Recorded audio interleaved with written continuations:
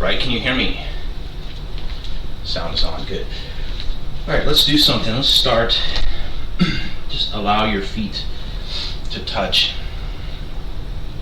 And put your dantian directly over top of the center of the feet. So instead of thinking about adjusting your hips, and then put your heart chakra, which is in the center of your body, directly above your dantian. And then the same thing at the top. Put the crown chakra directly above those things. Keeping your feet glued to the ground, pull all three of those points up. Leave your shoulders relaxed. And then take a deep breath and bring your hands together in the center. And relax. Let's actually do something before other people show up. My teacher TC said you can use the Tai Chi form for anything. So I want to help you get into the idea of, without having to stretch, being able to do the Tai Chi form on your own. So we're going to do just the first section, and I want you to get into the idea of, if we're standing like we're holding this ball, and there's the expansion, we have this expanded feeling, that expansion carries through your whole body. So for stretching, we know that twisting is a better stretch than just pulling something in line. So if you can turn it and twist it, which means if we go back to this rounded shape and we feel expanded, push your head top up. Feel as though your tailbone is sinking, like you want to sit, so that these 2 points going in opposite directions. And then feel the same thing with your arms, like your shoulders want to relax, but your hands want to push out. And then the same thing with your legs, the feet gripping the ground, and the tailbone is relaxed. And then imagine like a balloon, that you can expand it. Allow gravity to do its work. Don't fight against the natural process of gravity.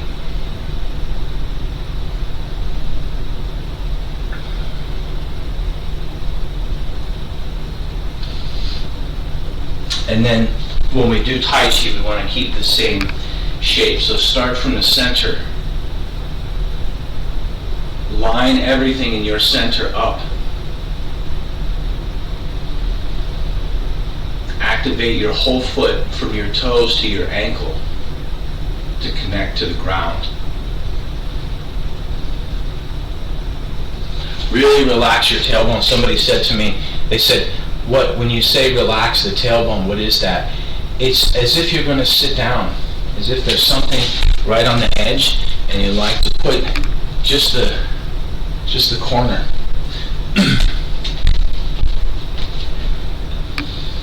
Open shoulder width wide. Keep the head top up there.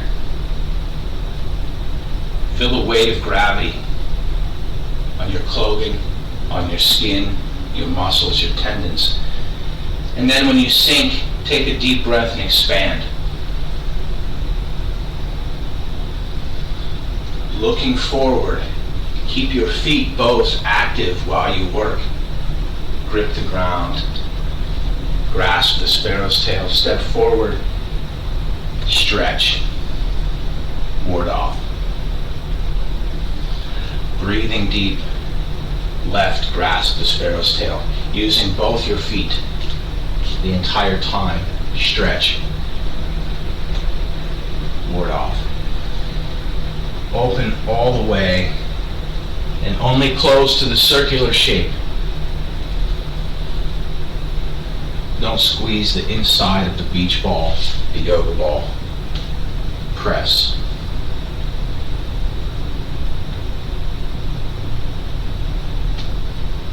Push.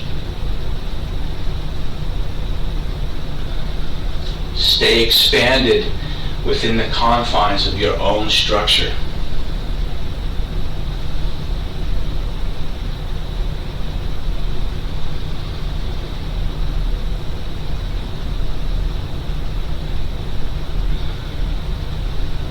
horizontal split hands. Check that you use your feet when you adjust. Hook.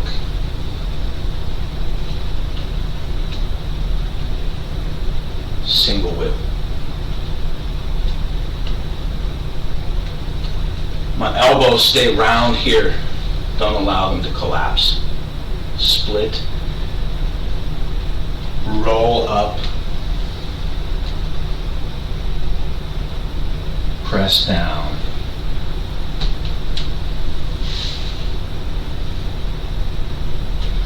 Crane.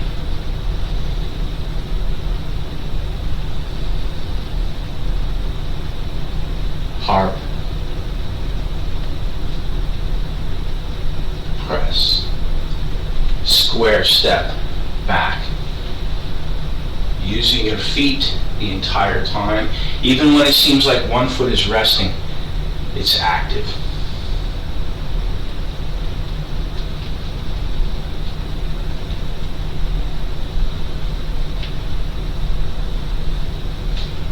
Brush knee. C-step. Press. Brush knee. C-step. Press. Don't expand outside the box, so don't reach too far. Holding the moon in the chest.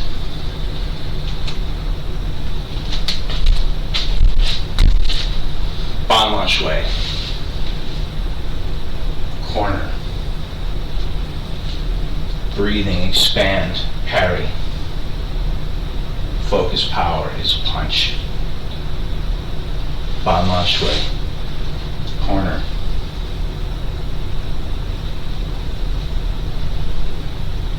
Parry. Punch. One more. Expand your neck. Push up. Activate both your feet.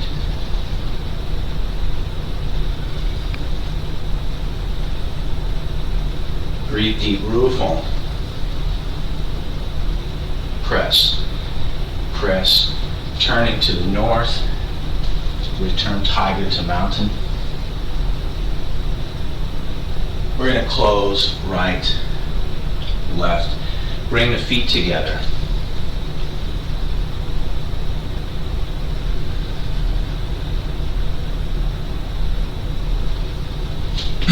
Take a deep breath, relax.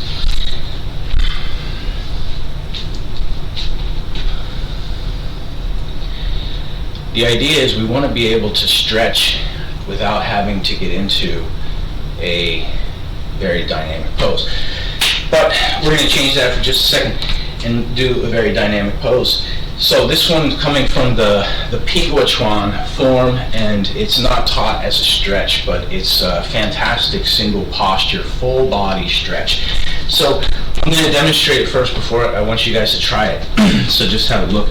Is if my feet are parallel, I'm going to turn one foot almost in line with the side and the other foot the same. So I'm turning both my feet not quite 90 degrees, 75 degrees, something like that. And I'm going to turn this foot and sink it to where, I don't know if it shows on the camera, I'm not touching the ground. So we can just work on this first part first. I want you to protect your knees. When you look, I don't want this knee going forward, so that we have so that when this goes forward, that knee doesn't go past the toe. You should be able to look down and do it. If you're having a difficulty, it means you need to cut the inside of the hip, because otherwise the hips are too stiff and it's pushing that forward. So when I'm doing this, I'm turning the inside of my hip. I still see my toe and my other foot. You can turn this one all the way to 90 degrees if it feels better. Because this is warm-up exercise, you can use something for balance if you want. So turning the foot, turn the other foot this way. Right, pretty challenging, difficult one to stand in. It's like almost like a lunge without the full deep. Try the other side. So if we make the feet parallel, turn them. Grip your foot, grip both feet, and see your toe over top. You can push the rear foot back further if you need to get that kind of ankle. It's a difficult one, right? Standing like you feel it's a workout. Now we're going to add one more thing. So we'll combine them later. But if you take your hands and you put them out this way, and then you turn and you look over your right hand or left hand, doesn't matter which one, and the palm, the fingertips are up, we're going to take the other hand and turn it 180. Push your thumb out to the back, right? One hand up, like a big yin-yang. Try to point the fingertips in the direction and then relax. And then try the other side. So turn one palm up. Both palms are up. One is leading. So for Charlotte, try to reach your fingertips a little bit further. And turn your other right. Are they both up? Yeah, there you go. Turn that one all the way down. And then we're going to combine them. So when you step forward this way, allow your knee to bend, reaching both palms up. We're looking over the back palm and turning that hand all the way the other way.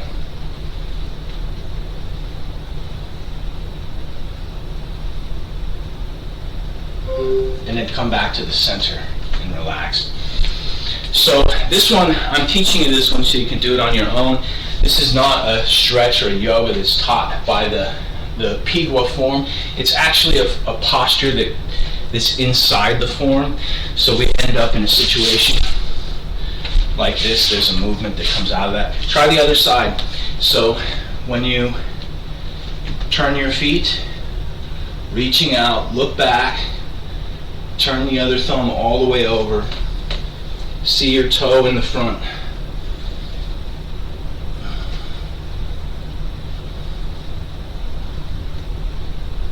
And then come back to the center.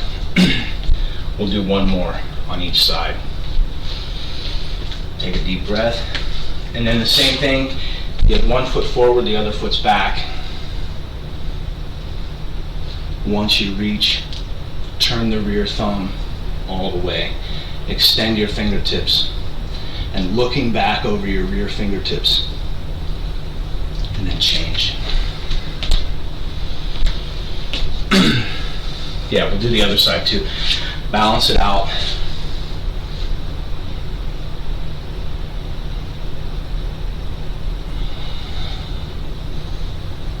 Breathe deep, extend your fingertips, go at your own pace. This is a pretty gnarly one. So it's one posture in the Pigwa Chuan form. The idea here is stretching. Is if we want something to stretch, then we can pull it from both ends. But generally, twisting is going to be the better way to do things. So let's actually get back into a more traditional style warm-up, but we're going to use the idea of twisting. So just turning your head, make sure everything is lined up. Breathe deep. And turn in the other direction. We're going to use this one as a warm-up for the next one.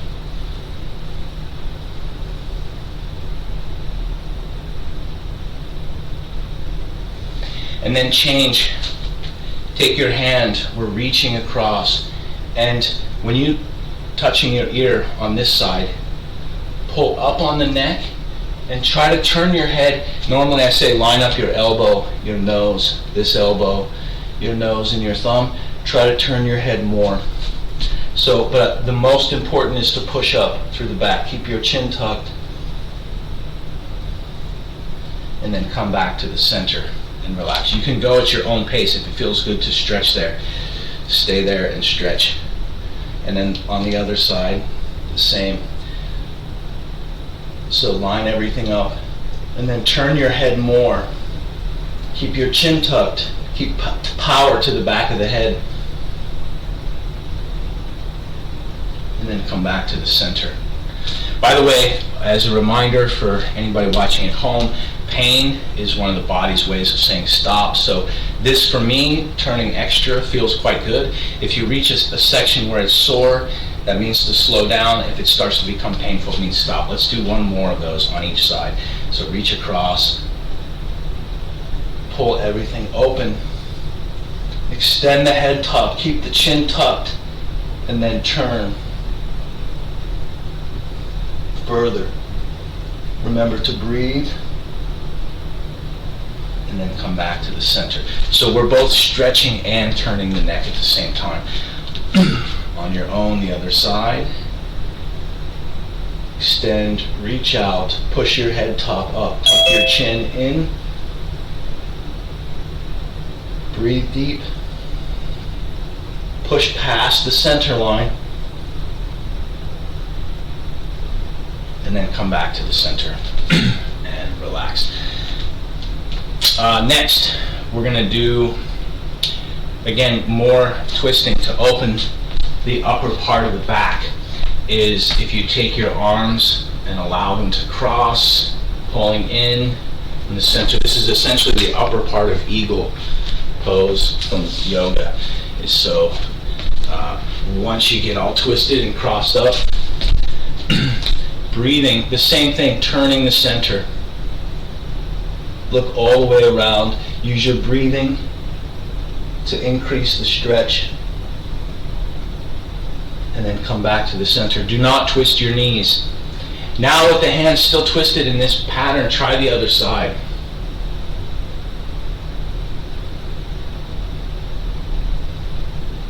And then come back to the center. Relax. We're going to switch whichever hand we had on top last. One of the goals for Tai Chi is for you to cultivate a sense of internal awareness. A lot of times, sometimes we have injury, we have some type of problem in our body, and we wonder to ourselves, how did it get this way? How did it become this way?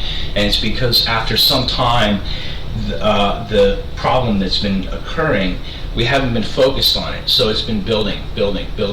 So this type of exercise, we want to increase the internal awareness. Whatever way you had your hands crossed before, cross the other way. And then we're going to do the same, is don't twist your knees. Turning, I want you to focus on your back. Turn your head and neck. Try not to turn your hips and knees. Grip your feet. Breathe deep. Keep your chin tucked, power all the way to the top. And then center. Remembering to breathe, try on the other side as well. Lock your feet. Don't turn your knees. Your hips can turn as much as your knees cannot. Breathing all the way. And then center. So next we're going to use Tai Chi and Harmony. So allow your feet, by the way, keep working on your own. If you like to feel a stretch and you want to hold it for some longer time, that's your thing. So we'll start from Tai Chi Harmony. And with this one, instead of thinking about all the Qigong aspects, we want to think of the alignment. So try to keep your thumbs connected to the sternum. And then we're going to do the same thing, turning. But here you can focus on your lower back and your neck. The previous one we had all the stretch across the upper back. So on your own, keep the alignment, don't turn your knees, turn all the way. Turn more than 180 if you can. And when you turn the other direction, think of it like a stack. The hips, the waist, the mid-back, the upper back, neck, the head, the eyes, and then the intention, the mind, is looking even further. You can time it with your breathing, but you don't have to.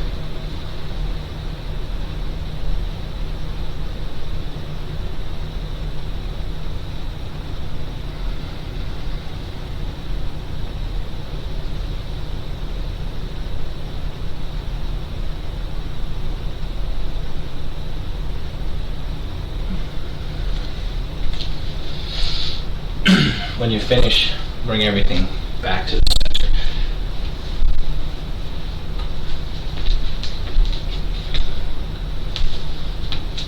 So Mark, what we're talking about today is we're talking about using twisting as a means to stretch as opposed to straightening to stretch. So this next thing that we're doing is using the forearms to turn. So this is like the first two movements, grasp the sparrow's tail and ward off. Just turning 2 circles with the forearms.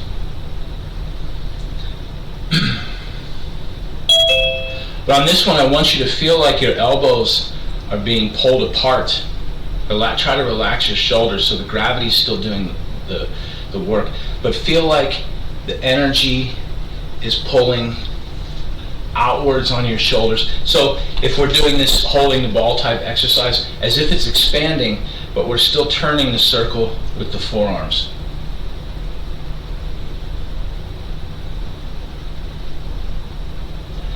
And by the way, with this one, my palms facing back, I turn my thumbs up, they come in, and then from here, I'm turning my palms to face down.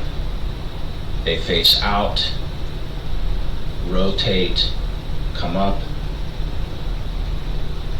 pressing down. So my hands want to have a turn in them as well. If you can time out the rotation of the radial and ulna bones in the forearm, that's what we're looking for. But I want you to feel as if you can stretch out the lower half of your arms by expanding your elbows.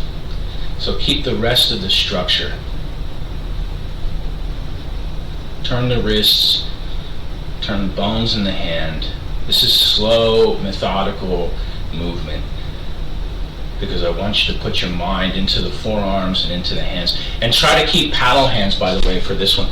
So while you're working, while you're turning, don't let your wrists fold in or out. Try to keep them in line so that this turning happens around the central line here, right? From the hand to the forearm is turning this way, as opposed to turning. We can do that. There's another exercise that we can do for that one. This one, I want you to feel the chi pushing out to your elbows and the turning of the forearms and wrists. You can even think about turning the fingers. So they're pressing in and they're turning out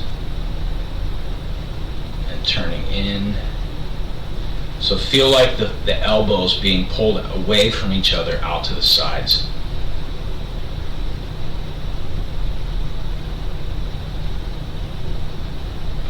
In fact, imagine water. To make sure that we do the palm change, turn the palms all the way up like you have to scoop water out of something. We're leaving them open. And then keep them facing together like you're pressing down into the water. So you can imagine the first half is water, the second half is air. Either way, try to keep the palms, turn all the way 180, paddle hands. Remember to breathe. This is very simple exercise, so it should be easy for us to focus our mind, put our concentration into the whole area from the fingertips to the elbow, just the whole forearms. I want you to feel how all of that is moving. Every one of us here uses a computer. You have to get onto this, to get onto Zoom, even if you're connecting with your phone. And so doing this exercise, extend your fingertips as well. We talked about twisting is more effective than stretching, but we want to be doing both. We can stretch without twisting, and we can twist without stretching.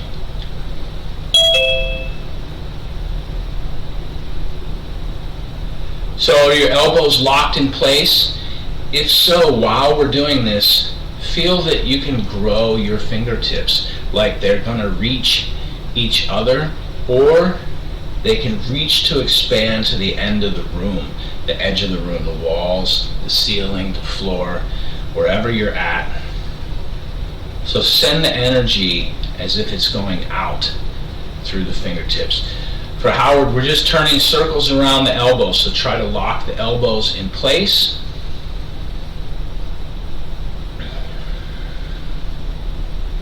So this is just like grasp the sparrow's tail and ward off. And if you've been doing this one, you can add an offset, so we can have them both turning in the same direction. I want you to feel how you can open your forearms. I mentioned everyone here using a computer, at least some, even if just to get money from the ATM. This type of typing on the keyboard, use the mouse, move things around, is all wear and tear on your forearms.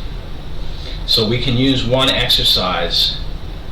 If you keep the elbows out, expanded this way, as if they're going to be here like this, just hanging, and then turning, relax your shoulders and turn the elbows from their widest point, open the palms, close the palms. If you don't keep paddle hands, if you like to make something even more advanced, like you're palming something, like you have a cup in your hand this way and you're holding a ball or a circle, and power to the fingertips with that.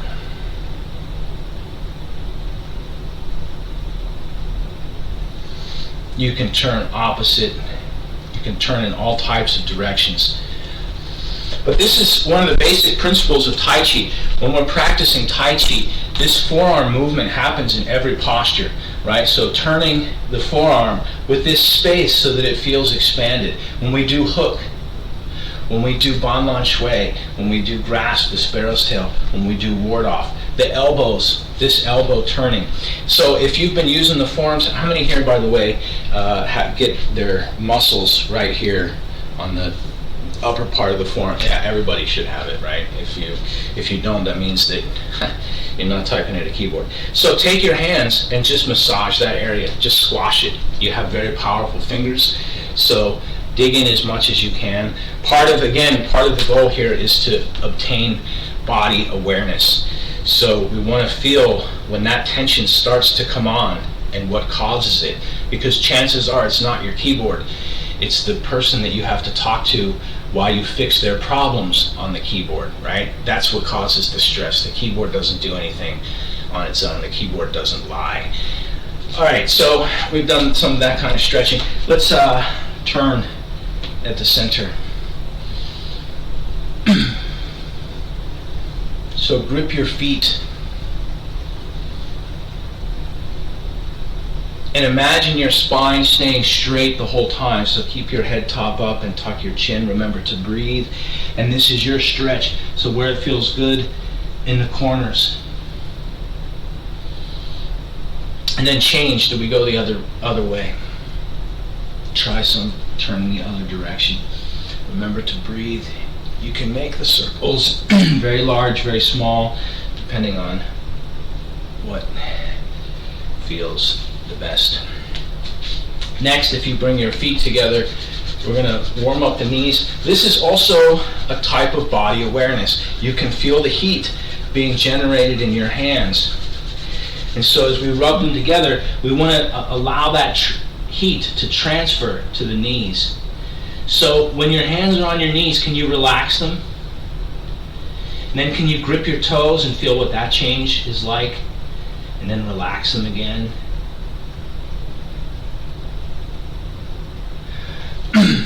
Let's do the same thing again. Is if you stop for a second and warm up your hands more. And then think about something very simple. This is a very simple idea. Do you think it's easier for the energy to pass through when your knees are flexed, or do you think it's easier for the energy to pass through when the knees are relaxed? So when you put your hands there, see if you can relax your knees.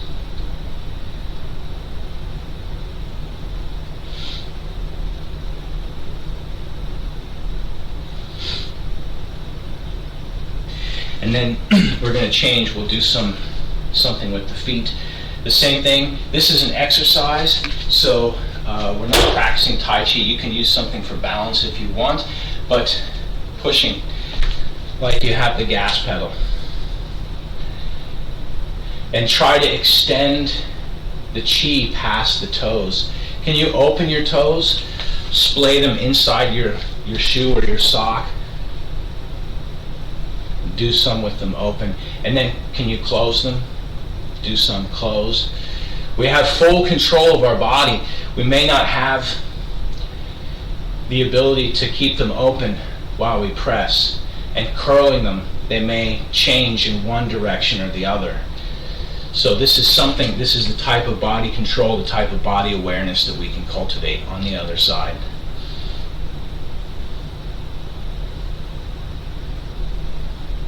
Grip your standing foot.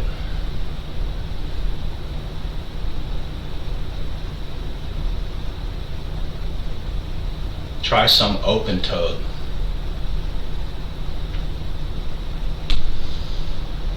By the way, when you do this, if you hear a little popping, cracking, there was a question, what is it when the sound when you hear, if you pop your knuckles, right, or crack your knuckles or whatever I can't do it, thing, it's simply air leaving the joints. So if you have injury, some kind of stiffness, a lot of times when you try to move that, you'll get some kind of popping.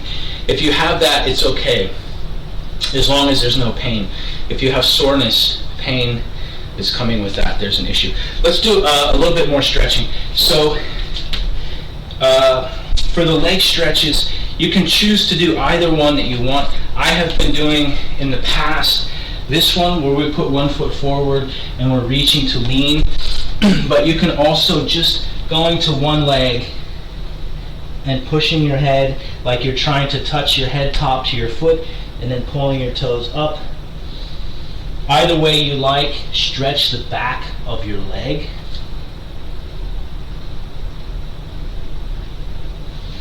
And again, remember, because this is an exercise and not Tai Chi, you can use something as a brace. Remember to breathe.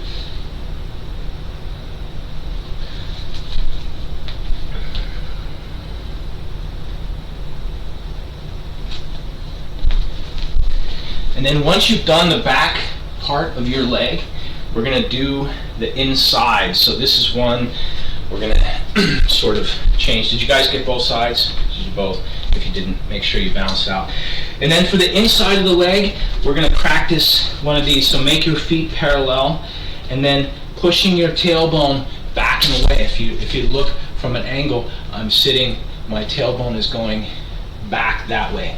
On your own, at the level you can, use something for support to pull yourself up if you need to. If you don't, sink your tailbone down, straighten your spine.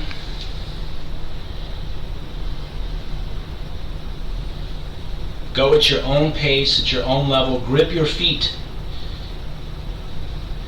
And then when you're ready, we're going to come back up.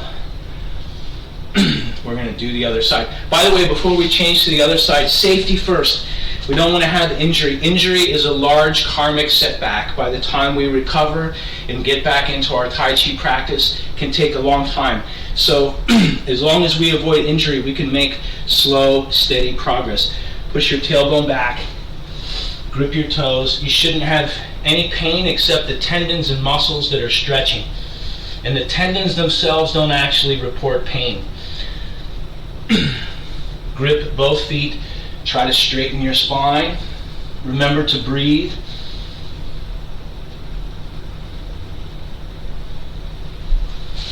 And then change on your own. So this is an important note. When we talk about stretching and we say, oh, the old masters can still stretch at their age, they're 60, 70, 80 years old, and can still get into a very deep kind of stretch.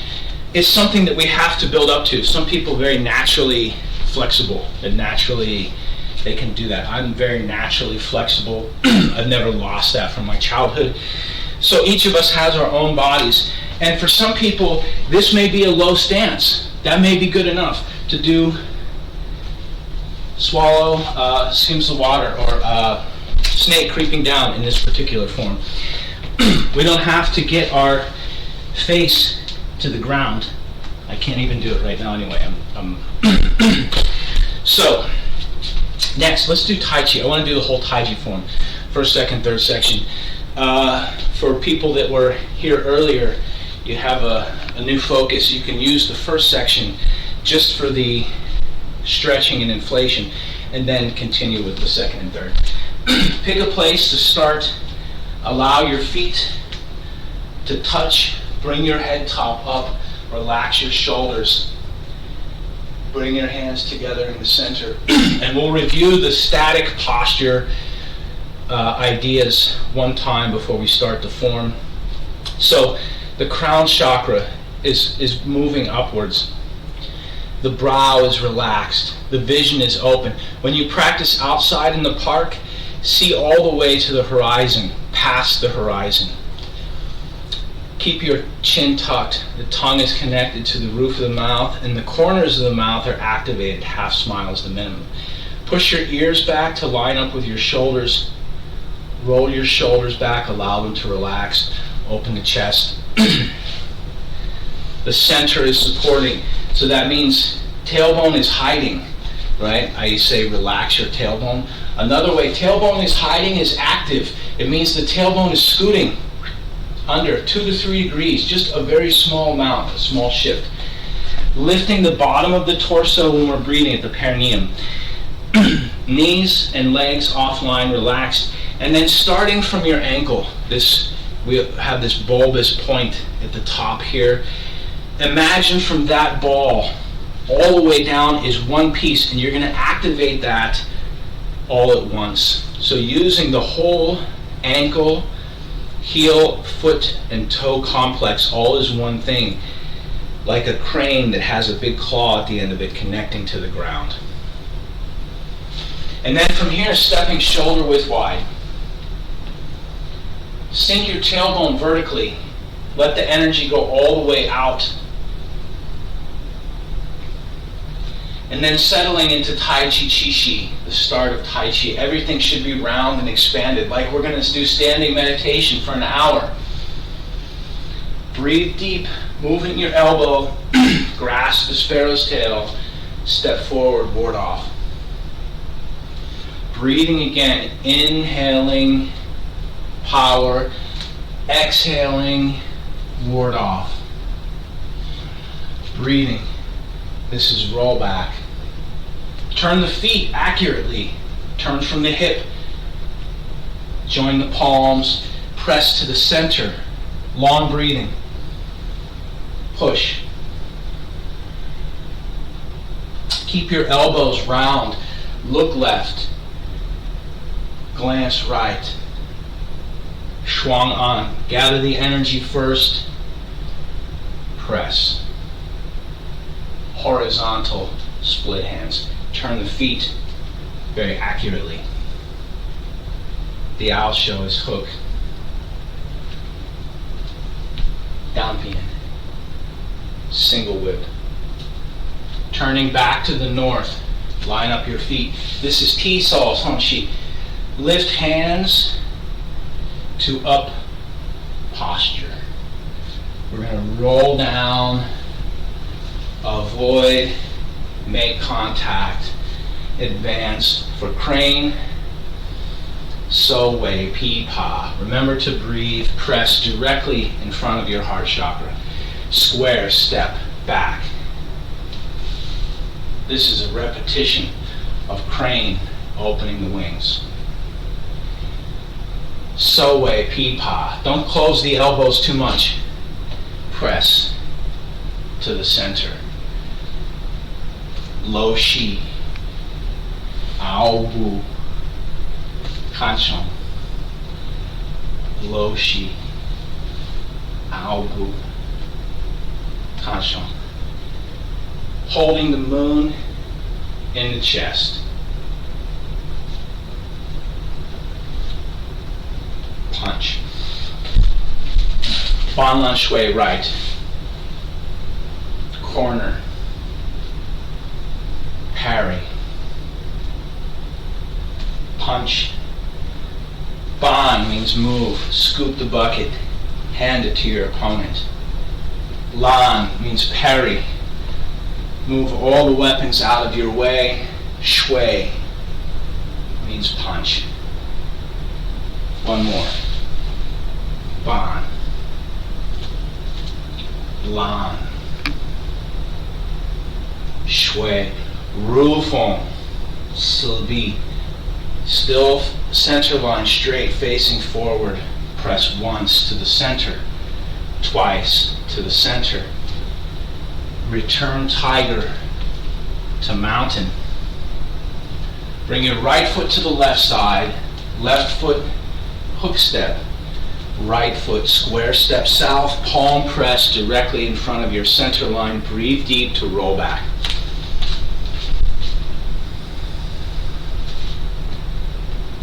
Press, push, going at your own pace. Look left, glance right, double press. Horizontal, split hands. I'm turning my square facing east. The owl show is hook. Now I'm going to turn 180 to the west. So as I step, my hand is protecting. As I step with the other side, my hand is turning. And as I shift again, spear fist, turn back to look at the moon. Repulse the monkey, scoop, step back, press to the center. Scoop, step back, press to the center. Breathing, repulse the monkey, number 3. Scoop, step back, center. Opening to the side. This is Sherfei, which has cow, diagonal flying, needle at the bottom of the sea.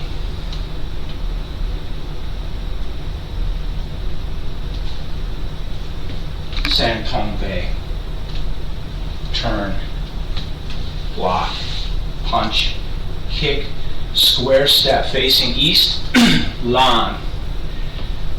Shui. Here it's important to have a square step so you have room for Dibu Hua. And then Shen Bu Li is change step, roll back.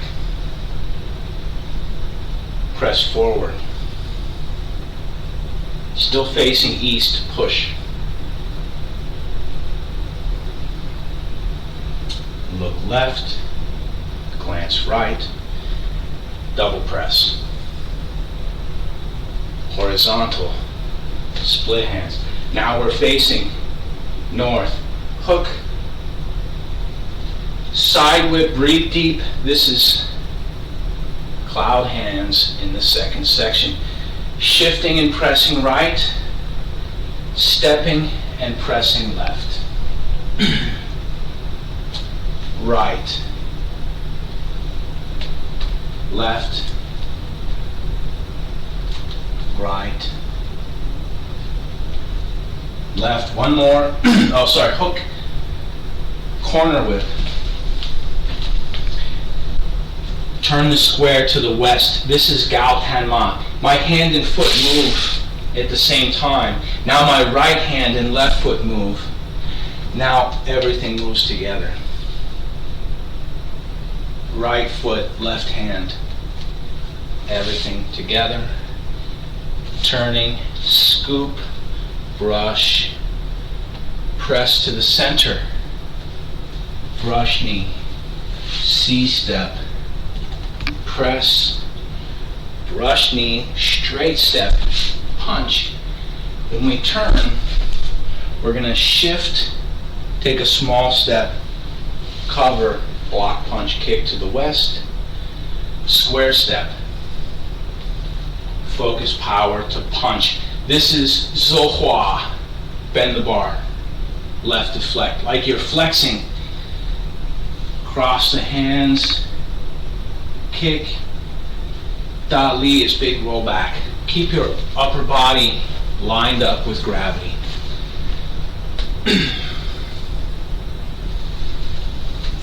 Dali is another big rollback to another embrace the tiger. My foot's too far out. I should sink my tailbone back. Left foot steps behind the right. Scoop the moon from the ocean. Kick. 2 winds in the ear. Make a Tai Chi symbol. Step back. Pull left. Kick left.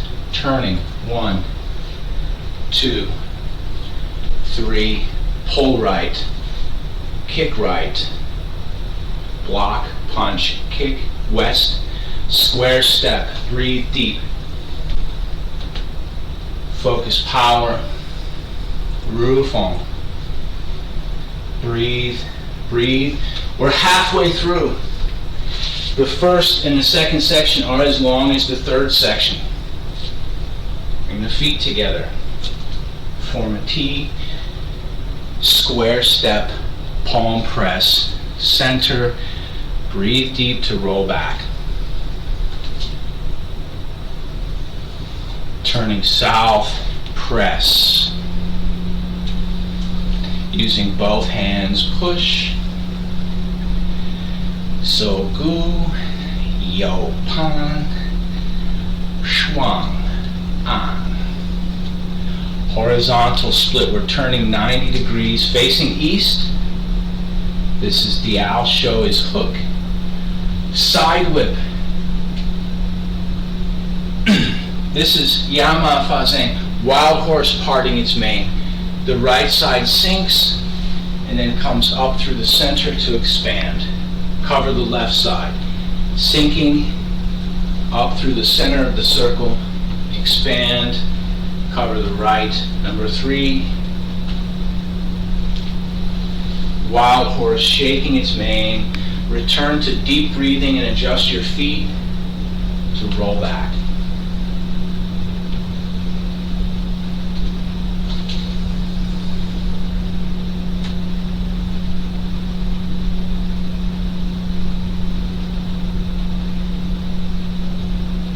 Look left, glance right, double press, horizontal, split hands, hook, side whip. This is 4 corners, so we're starting to the northeast.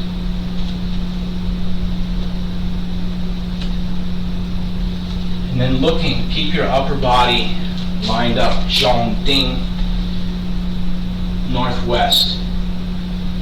Everything back to the center, stepping to southwest.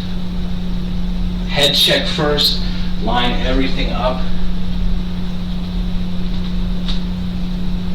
Southeast. Left grasp the sparrow's tail. Right press to the side. Square step forward. Left press to the center. And then we're continuing just like a regular push. Look left. Glance right. Double push. Horizontal split. Hook. This is a corner whip. Last one went to the side. So from here we can practice snake creeping down. You can sink very low. You can go as low as you feel comfortable with. And then Jinji Duli on the right. Jinji Duli on the left. Directly into Repulse the Monkey. Right hand, right foot, scoop and move. Press, one more, left hand, left foot, scoop, Repulse the Monkey, number 3. Press, Share Fei Shi, opening to the side. Shoulder bump. Ward off. And now on this one, the left hand goes up and over for needle. Bottom of the seat, right into 三通杯，分身披身水。Square step, lan. Punch.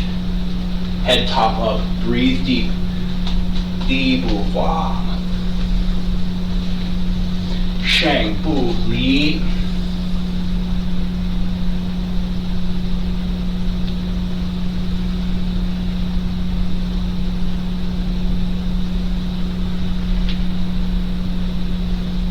Turn the waist for power.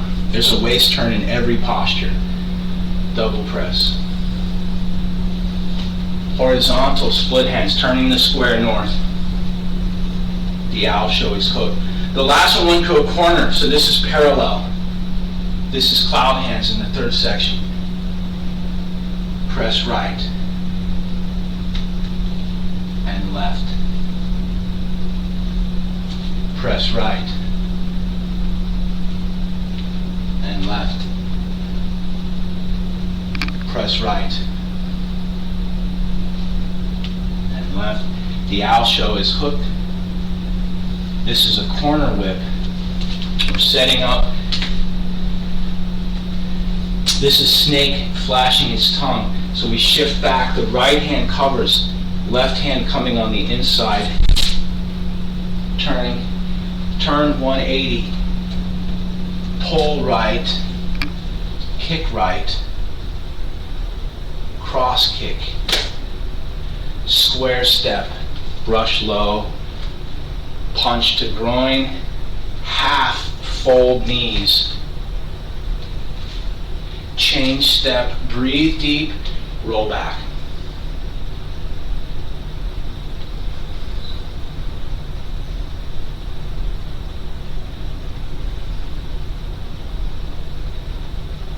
Look left. Breathe right. Double press. Horizontal split hands, hook. Last one was parallel, so this one goes to the corner. This is the second snake creeping down. And this time when we return, we're stepping up to 7 stars. Turning 90 degrees to the north. This is Xuan Sen Huahu. Turning 180 to the back. Bai Lian means white flower. Lotus kick. Block punch kick. Open the bow to shoot tiger. Now block punch kick. Then square step. Focus power. Rufeng. Press. Press. Turning 90 degrees. Return tiger to mountain. Block. Punch right. Punch left. Bring your center line to the center. Bring your left foot to where it belongs. Hands together. Take a deep breath.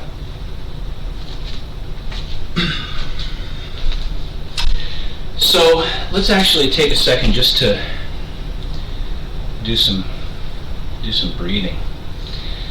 How many feel warm? You feel some energy after practicing. Imagine like you take something off of the stove or you take it out of the microwave and you check it and you realize that it's not cooked thoroughly, but it's still really hot. What do you do with it? You stir it, right? So the heat dissipates and you let it sit for a minute. The same thing here. After you take the thing off of the stove, you can stir it a little bit. But we're not moving. We've already done the moving. That's the cooking. So when the outside is still, the inside is moving. When the outside is moving, the inside is still. So when we practice Tai Chi, the outside's moving, our mind should be still. Our mind should be calm. But when the outside's static, the inside should be moving. That doesn't mean our mind, we're starting to think about all those 10,000 things that we left at the door. Instead, the inside that's moving is the energy.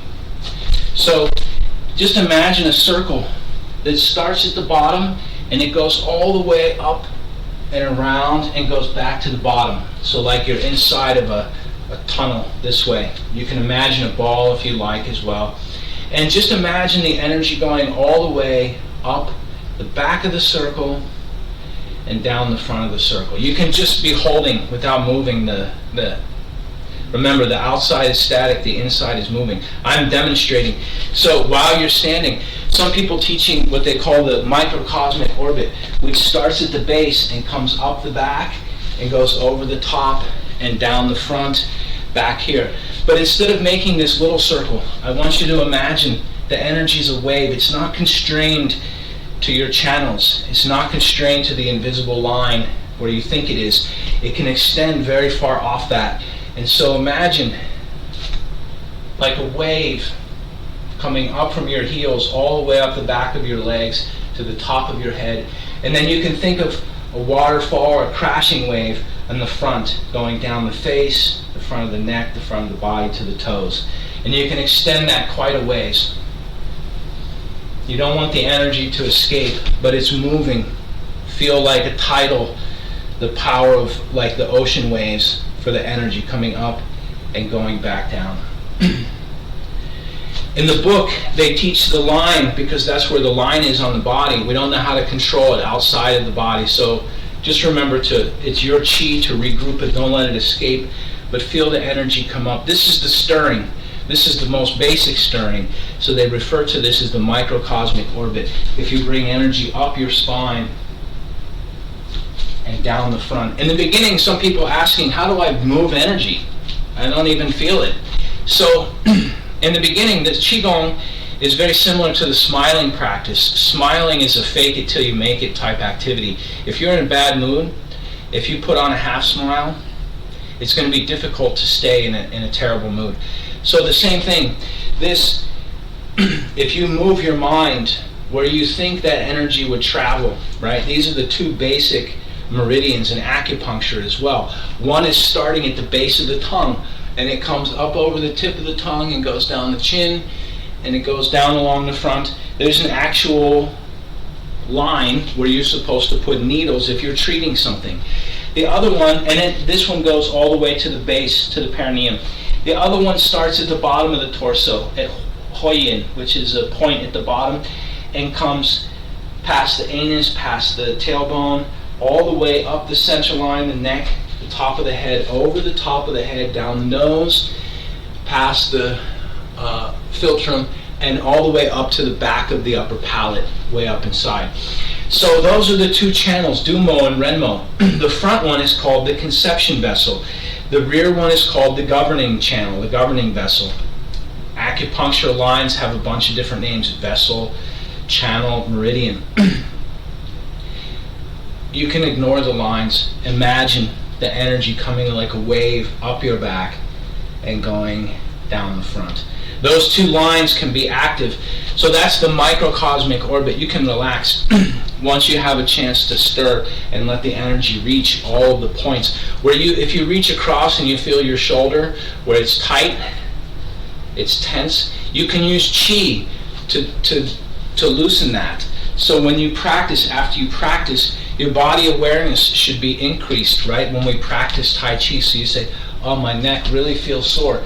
So when you're standing, you can distribute chi to that area, allow it to relax. You can think of parts of your body that are stiff as cold. They have a coldness inside there, right? Like if you pick up something, a piece of candy, almost doesn't matter what kind. If it's been outside in the cold, it's very stiff, right? Taffy, licorice, something.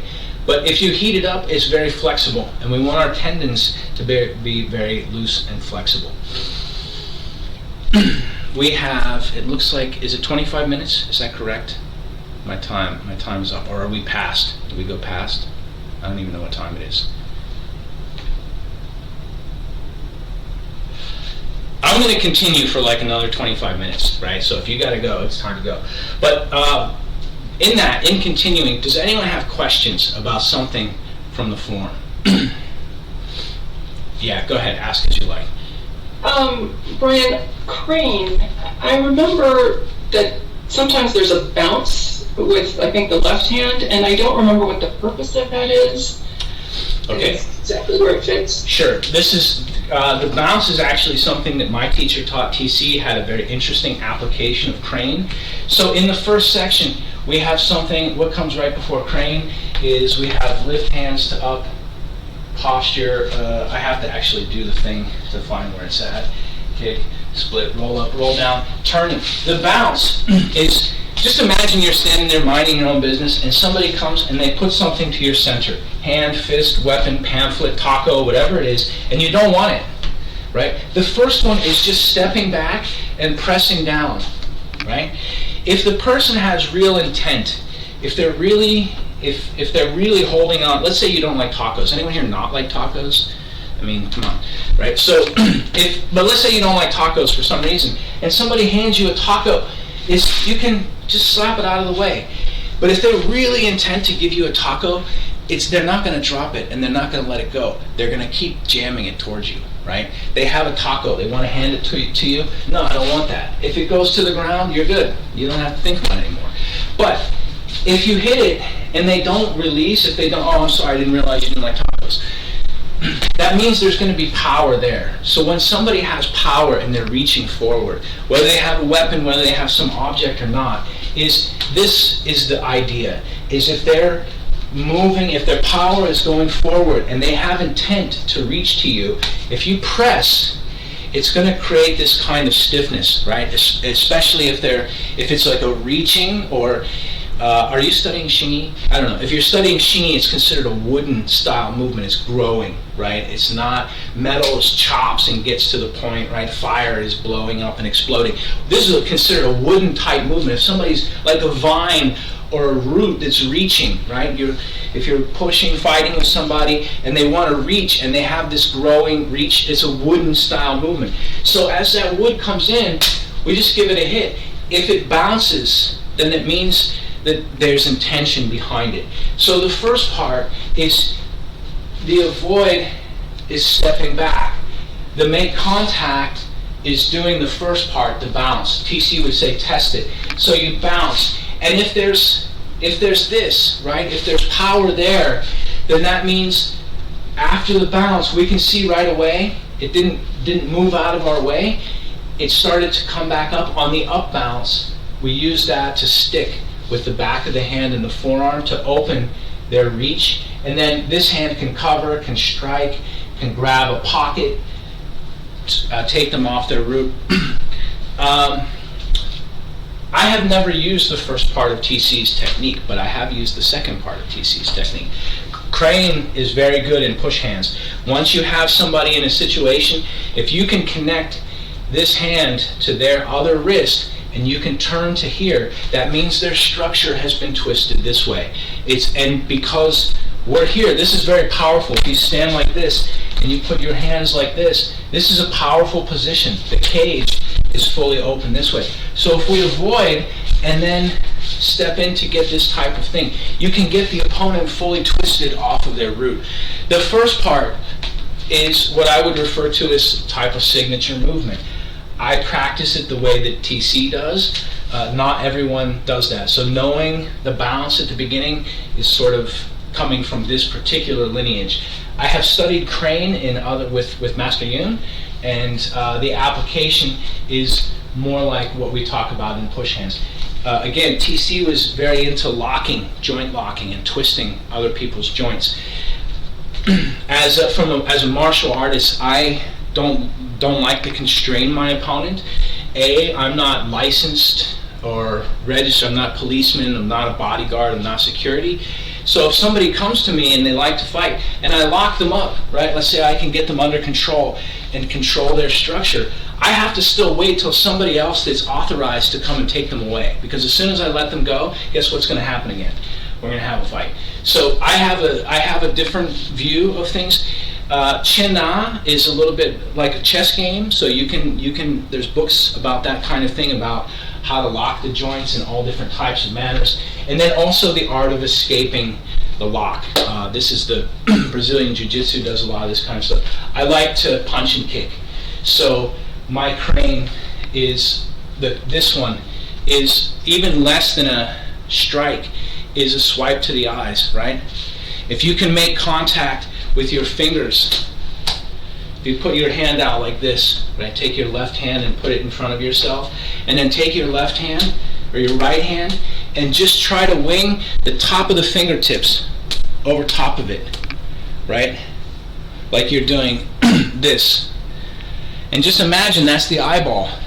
If you can get that, there's 4 or 5 things, and we don't even have to use power. Just like you're smearing something across there, eventually one of those is going to hit the eye, and your opponent has to close their eyes. Once the cameras are off, you can do anything that you want.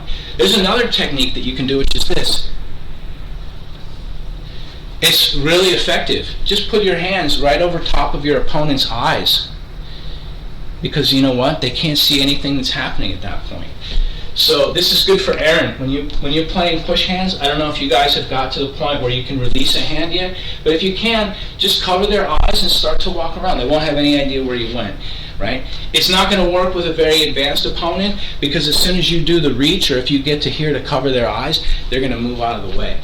So this first part for crane, the bounce, I don't really think of it too much as I have an opponent, and I'm going to sort of take them off of their route. My objective for boxing is to cause my opponent to be on the ground and for me to be upright. So I use crane, I use this TC. By the way, TC, going back to when we talk about this first part, the second part, TC kept his feet together, and he would just lift one heel. When I lift my heel a lot like this, is to show exaggeration. The correct Tai Chi way, if we're doing, say, cloud hands or something, and we just want to show a heel, it's only 1 pencil width. It's just like you have your pinky finger underneath the heel. We're not really showing that. It's just to here. I do this so that you can see which one is yin and yang on the camera. But TC kept his feet together. And the reason that he raised the heel is because the trigram for this one has the bottom one split, means the feet are either moving or they're offset. And I like to attack people's feet. When I'm boxing, I play a heavy foot game where I'm walking on their, I want to step on their toes and dig under their feet and cause them to question their root, right? I don't like them having a root, because then I can't throw them to the ground. So my crane, I'm attacking their foot, right? It doesn't matter whether they can be fully rooted, but I want them to have, while I'm splitting the top, I'm also splitting their bottom by using the feet in that way. So there's a difference between the way TC taught it, the way I taught it, and the way that you might use it on your own once you practice it and you have a chance to do the thing. Is that more clear? Crane, opening the wings. I want to talk about something else too. From needle at the bottom of the C seems to be sometimes people having confusion for this one. So Sherfei is this one, is this turning. And Sherfei is a setup for something in the third section, right? When we have Jay Lady working at the shuttles. This Sherfei is, if there's power that's coming this way, right? There's a weapon that's here, that's aimed at me. I want to take my hand and wrap around it so that I can control it and then attack something. Later, so this one goes to the side. It's almost like casting a fishing line. What's the other hand doing? Counterbalance. We could just do this and wrap the opponent as their arm comes in like a corkscrew that wraps their weapon up. But this gives us more power. We can use the whole thing. In 4 corners, once we scoop to here and press, this next turning one takes that whole thing and has it moving. So those are connected. We have this. The shoulder bump should be very straightforward.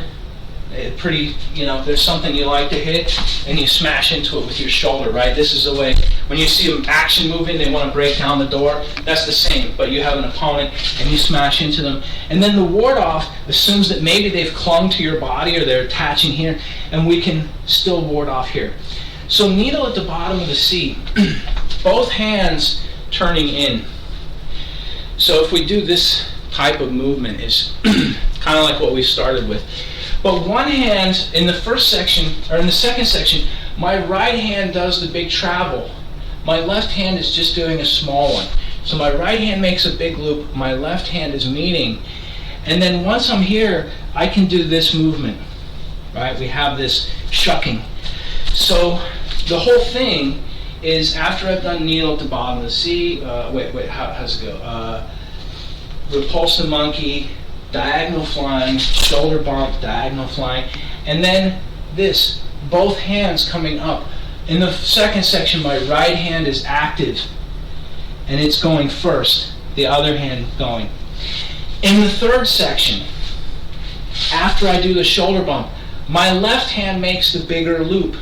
My right hand's still doing the thing, because we have to do the shucking movement. By the way, for people that have forgotten, remember this little, you have this triangle on the inside of your elbow right here. That's where you're putting your thumb. If somebody's holding on to your hand here, you're starting from that triangle and using this like a railway to get down to there where they're holding on, right? Any of this soft tissue here, that thumb is going to create a shock in such a point that it's going to cause them to do that. And once they let go, you can free up and do Santombe, right? And so this is another one where we can use them independently and attack that way. It can come out with anything else. Or after I've done this, if the opponent is still here, I can catch one arm or the other, lift it up, and press into the ribs for Santombe, right? This is pretty straightforward. Is that more clear about needle at the bottom of the C? They're both doing this. This is the same, by the way, the same feeling when we do Dibuhua, the punch. I can just, theoretically, if the opponent attaches to my punch, I can leave this hand here and still successfully do Dibuhua. But that's only a portion of the movement.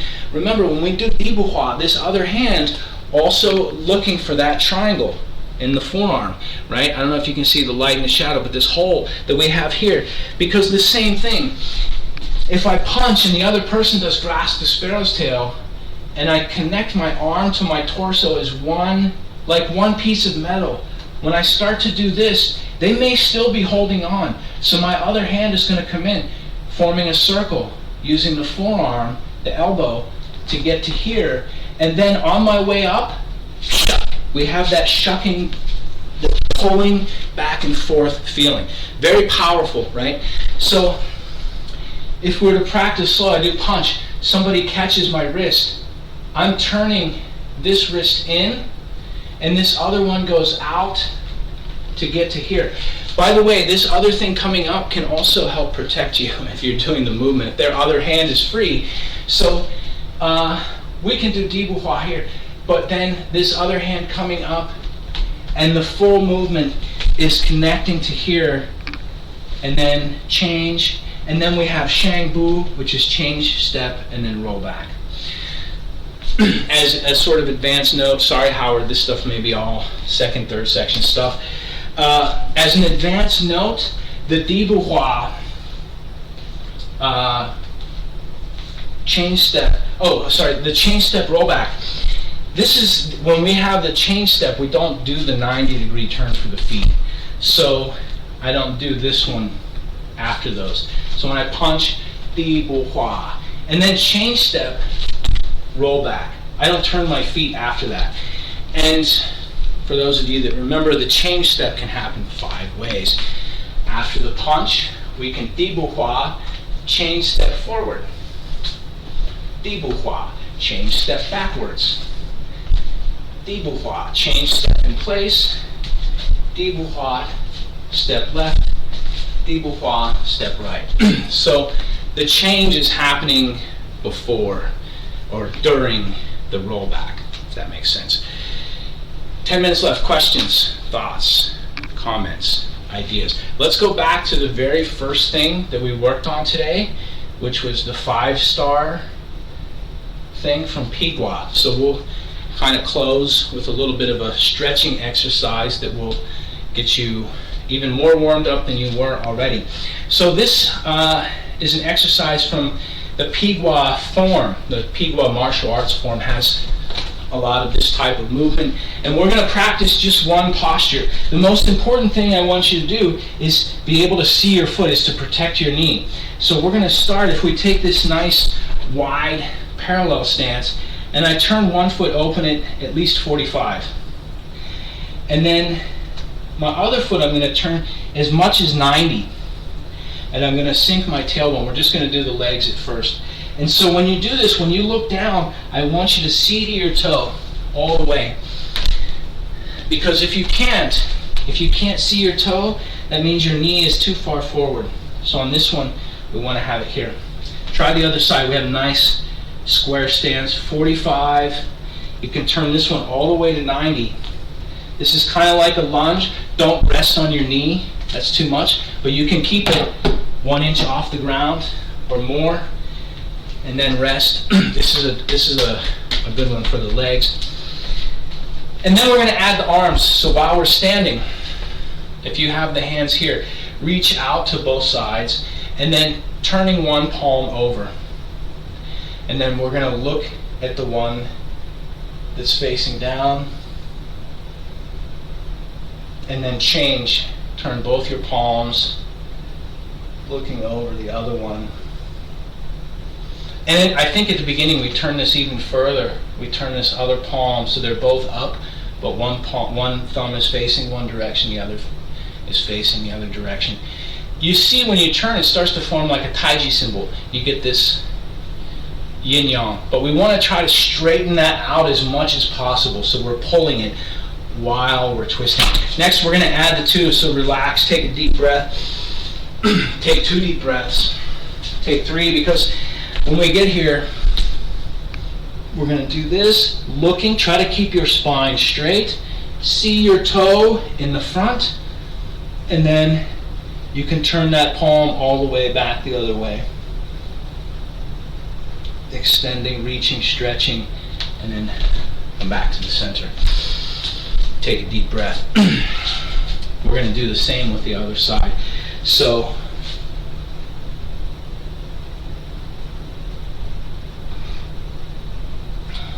push your fingers, straighten your head top, turn, relax on your own. You can do this one on your own. How many here watch hockey? We said earlier they have the shoulder check when they bump the shoulder into.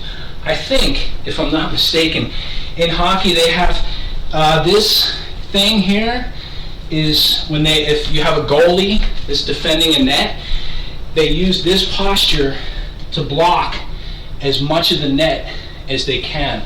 I think if the player gets it in there, I think it's called the 5-hole, right? It's like the shape of a number 5.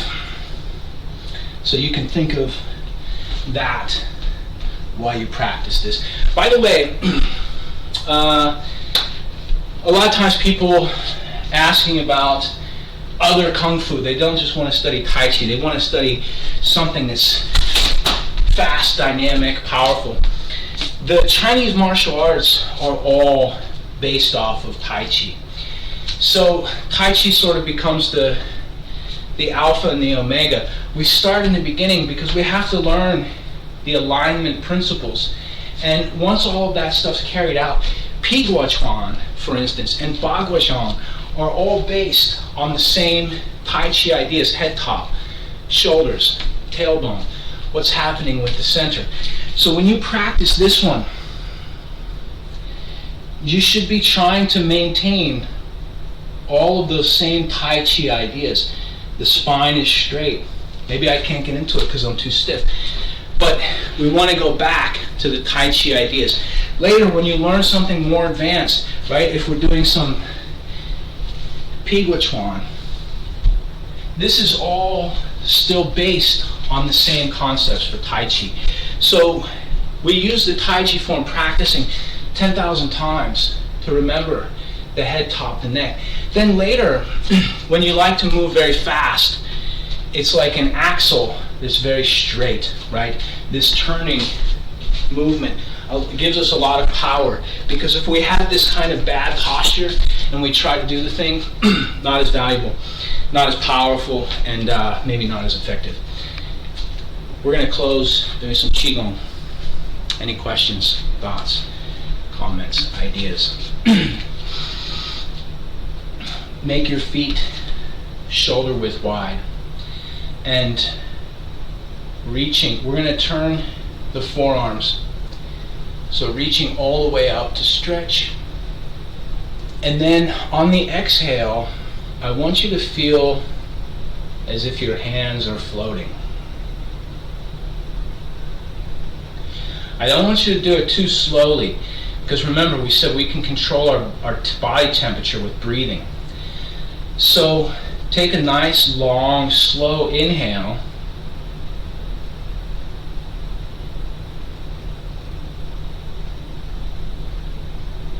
Like you're filling up all the way. And then control the speed. Feel gravity. Feel the weight of your arms. Feel as if the air supports your arms, and you can change the density like an immediate ballast. Go at your own pace. Everyone has different lungs. Everyone has a different sensation, different feeling. And then rest your tailbone. Like the air underneath, the chi underneath supports it.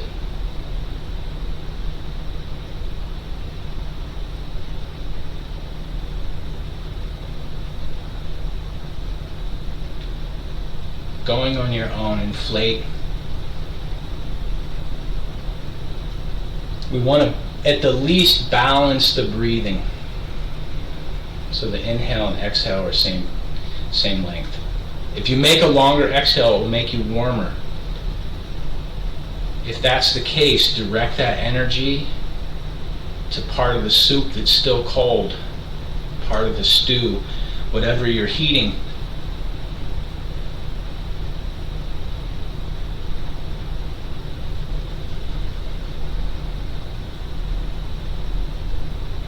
In the Tao, it says, that which is soft and supple has life. And it says that which is hard and rigid is close to death. So in Tai Chi, we're looking to find the balance. We're looking to rebalance, where you have all of that tension in your back and your shoulders. Is it stiff or is it soft? Is it full of life or is it on its way out? So we use this practice to cultivate the chi, generate chi, and then allow it to do its work.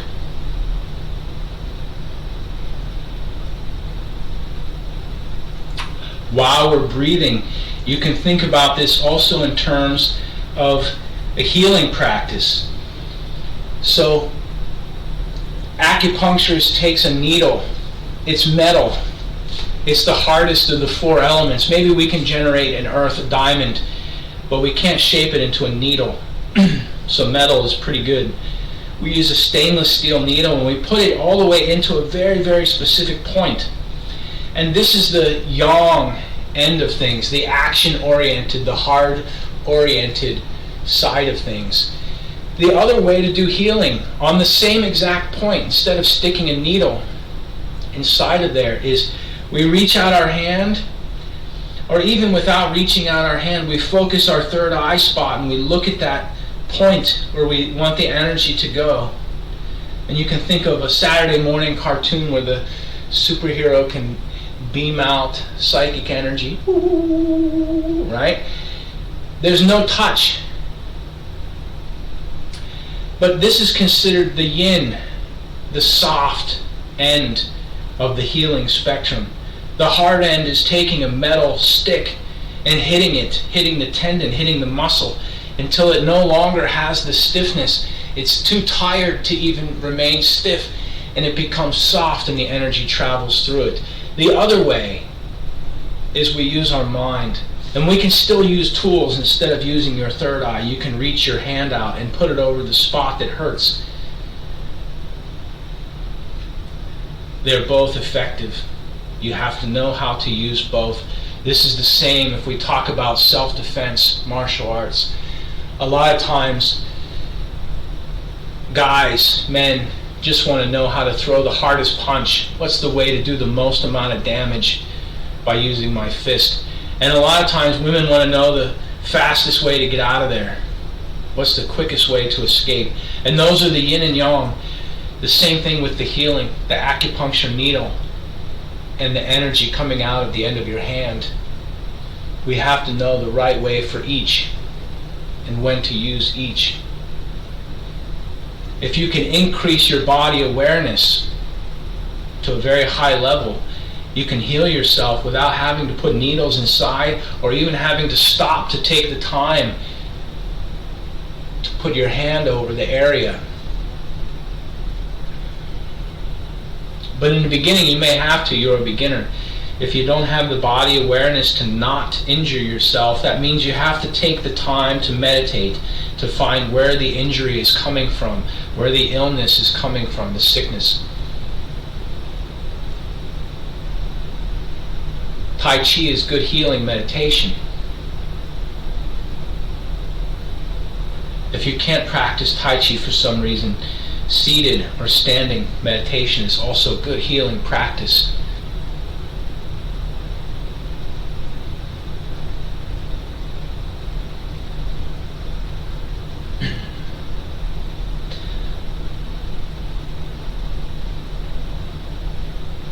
Do 2 more on your own. And extend the feeling of your hands floating to your head top and to your shoulders and your torso. So the whole upper half feels so lightweight.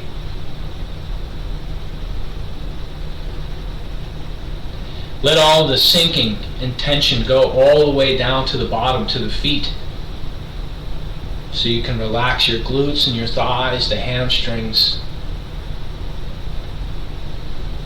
You can relax the knees and their structure. And then from the ankle, the heel, the top of the foot, the bottom of the foot, and toes are all engaged. All of that's still working. Do we do 2 more? Wherever you're at,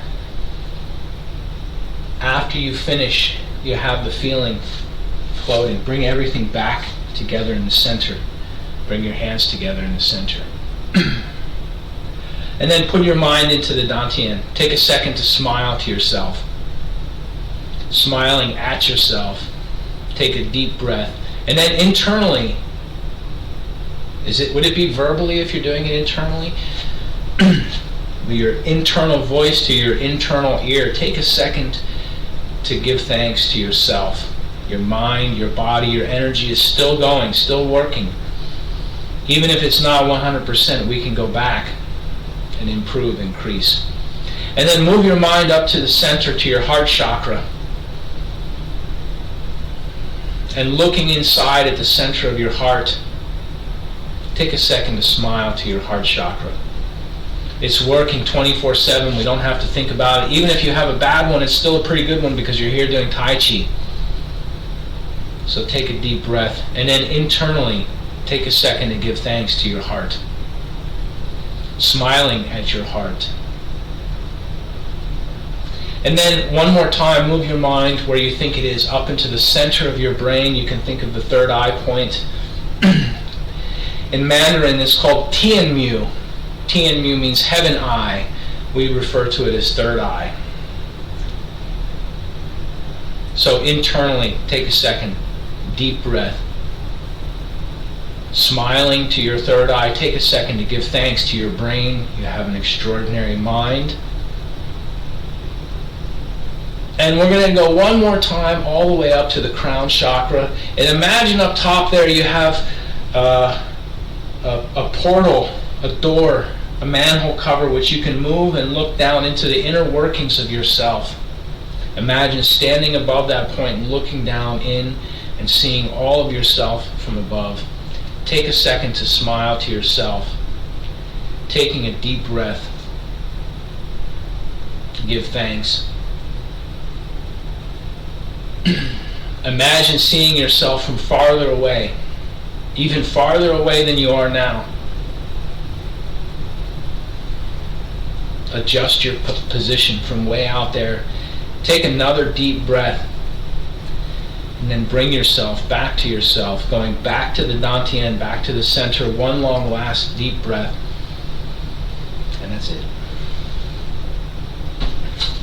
if you got to go, it's time to go. If you have Beyond Gone questions, I'm going to actually cut the recording for YouTube, but I'll hang around for a minute afterwards. So that's it. Call, right, with any questions that you have.